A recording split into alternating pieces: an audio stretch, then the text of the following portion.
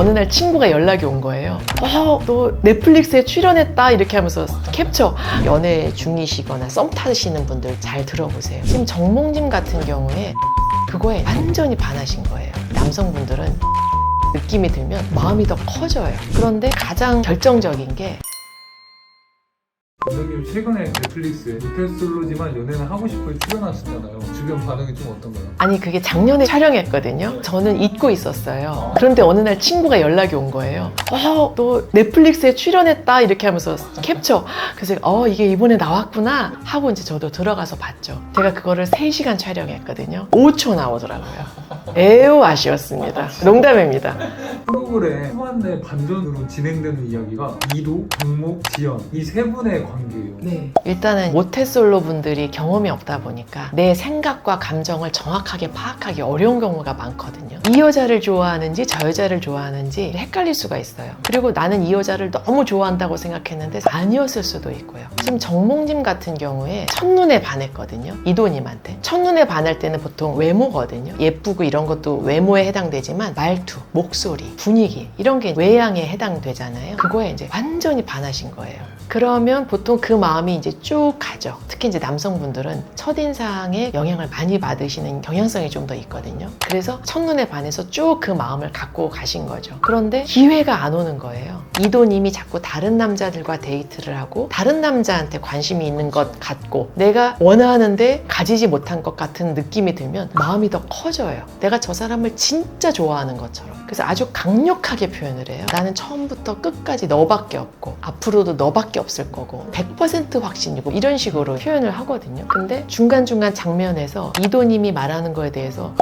흠칫 놀라는 장면들이 나오거든요. 무슨 파티했다라고 했을 때 파티? 내 인생의 제일 1순위는 내 자신이다. 그런 얘기 할 때 흠칫 놀라거든요. 즉 내가 좋아하는 여성의 상이 아닌 거예요. 착각한 거죠, 스스로. 모태솔로라서 경험이 없어서. 그런데 시간이 지나면서 내가 훨씬 더 좋아하는 여성은 지연님이구나. 예를 들어 연약하고 자꾸 실수가 있고 도움을 줘야 되고 또 결정적으로 자신의 가정사의 아픔도 이야기하고 이런 얘기를 하는 게 더 마음에 드는 여성의 모습이었던 거예요. 처음에는 그런 걸 모르다가 시간이 지나면서 정몽님이 점점 그걸 깨닫게 된 것 같아요. 반나절 만에 변한 거거든요. 거기서 아마 많은 시청자분들이 이 남자 뭐지? 라는 생각을 했던 것 같아요. 가장 결정적인 게 확인이에요. 확인. 이도님이 어떻게 했어요? 처음에는 승리님한테 호감이 있다가 정몽님이 자기한테 호감을 강력하게 표시하니까 제가 나 좋아한다고? 날 어느 정도 좋아하지? 자꾸 물어보게 되고 확인하게 되고 약간 헷갈리는 모습을 보이니까 나야 쟤야 나 몇 %야 이런 식으로 다그치게 되는 질문을 하게 되거든요. 그러면 무조건 떠나요. 마음은 무조건 멀어져요. 연애 중이시거나 썸 타시는 분들 잘 들어보세요. 연애할 때 한쪽이 너무 확인하려고 한다든지 대답을 빨리 강요한다든지 하면요 더 멀리 떠나요. 애매할 때는 기다려주거나 아니면 차라리 뒷걸음질 치는 게 훨씬 나아요. 그래서 정몽님이 마음이 흔들흔들 해도 이도님이 지켜봤다든지 아니면 여유의 바이브가 느껴졌으면 아마 이렇게까지 안 됐을 거라고 저는 봐요. 이도님이 초조해 보이잖아요. 초조해 보이면 매력이 떨어져 보일 수도 있어요.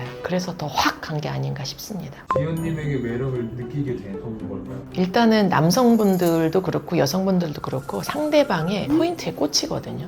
정말 함께하고 싶다. 내가 진짜 같이 있고 싶다. 이런 거에 꽂히는 포인트가 있어요. 아마도 정몽님은 생활력이 강해 보이고 뭔가 고군분투하지만 연약한 느낌도 주고 내가 필요한 내가 저기서 저 역할을 해주면 너무 완벽한 커플이 될 것 같다라는 느낌을 계속 주고 힘든 삶을 같이 으쌰으쌰할 수 있는 상대일 것 같다라고 느꼈을 것 같아요. 이도님에 대해서는 이질감을 느끼는 것처럼 보이거든요. 지연님에는 반대로 동질감을 많이 느꼈던 것 같아요. 이성들끼리 매력을 느끼려면 동질감이 중요하거든요. 그래서 그랬던 거 아닌가 싶습니다.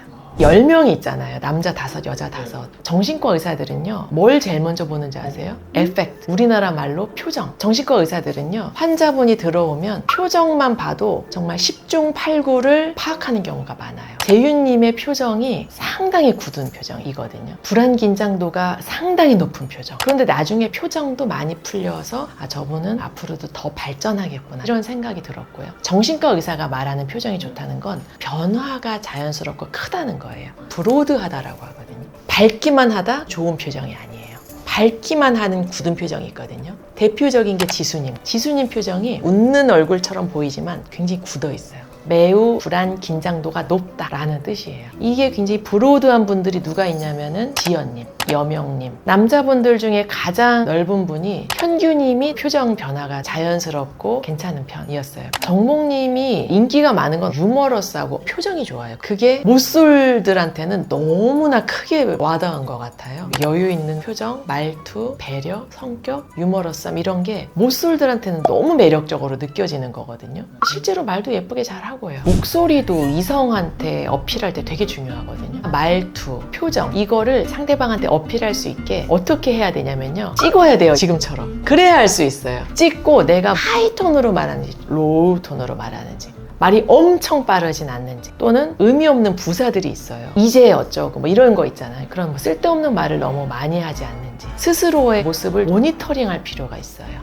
이도님 목소리 정말 강사를 오래 하셔서 그런지 모르겠지만 발음도 정확하고 또박또박 얘기하고 매력적으로 느껴졌어요. 지연님은 작게 말하고 끝까지 또박또박 말하기보다는 말끝을 흘려서 말한다든지 말을 하면서 입을 가린다든지 그런 거는 자신감 없어 보이고 약해 보이고 그런 모습으로 비춰질 수가 있죠. 남자분들 중에 어떤 분이 좋아해요? 상호님이 목소리 되게 좋았던 것 같아요. 근데 조금 더 천천히 자신감 있게 말하는 것만 하시면 더 매력적으로 보이지 않을까. 상호님이 처음에 의외로 지수님의 선택을 받으면서 뭔가 있었잖아요. 근데 눈치가 없더라고요. 그거에 대해서 원장님은 어떻게 보셨나요? 만약에 상호님이 모쏠이 아니었다면 훨씬 더 자연스럽게 잘 반응을 할 것 같긴 한데 정말 여자분들이랑 대화해본 적이 없으신 것 같아요.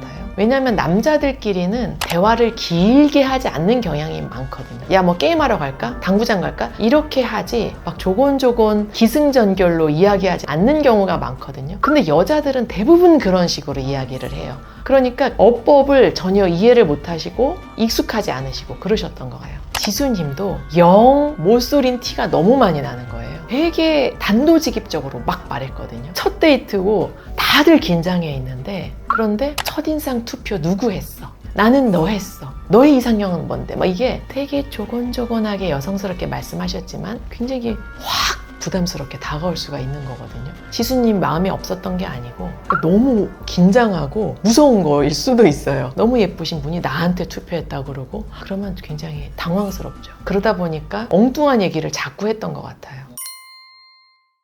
넷플릭스 모태솔로지만 연애는 하고 싶어 주제로 한번 이야기 나눠봤습니다. 저도 아주 잠깐의 출연이지만 넷플릭스 출연하게 돼서 너무 영광이었고요. 이 영상으로 준비해봤는데 재밌게 보셨을까요? 저는 다음에 더 유익한 정신건강과 관련된 정보로 찾아뵙도록 하겠습니다. 구독과 좋아요 눌러주시고요. 그럼 다음 영상에서 만나요. 안녕!